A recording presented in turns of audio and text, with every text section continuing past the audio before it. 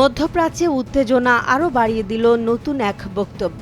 ইরানের বিপ্লবী গার্ড বাহিনী বা ইসলামিক রেভলিউশনারি গার্ড কর্পসের মুখপাত্র ব্রিগেডিয়ার জেনারেল আলী মোহাম্মদ নিয়ানি সরাসরি চ্যালেঞ্জ ছুড়ে দিয়েছেন মার্কিন প্রেসিডেন্ট ডোনাল্ড ট্রাম্পকে। তিনি দাবি করেছেন, স্ট্রেইট অফ হরমুজ পুরোপুরি ইরানের নিয়ন্ত্রণে রয়েছে এবং যে কোনো আগ্রাসনের দাঁত ভাঙা জবাব দেয়া হবে। ট্রাম্প এর আগে দাবি করেছিলেন যুক্তরাষ্ট্র ইরানের নৌবাহিনী ধ্বংস করে দিয়েছে।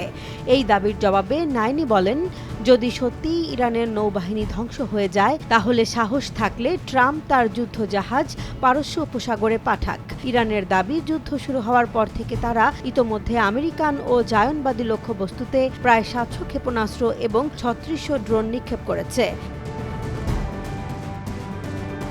শুধু তাই নয়, ইরানের হাতে আরও শক্তিশালী অস্ত্র এখনও ব্যবহারই করা হয়নি বলেও হুঁশিয়ারি দিয়েছে তেহরান।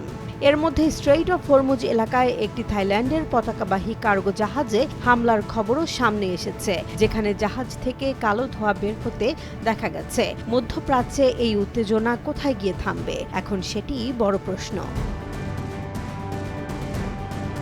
জেসমিন জাহান, নিউজ ডেস্ক, জনবাণী।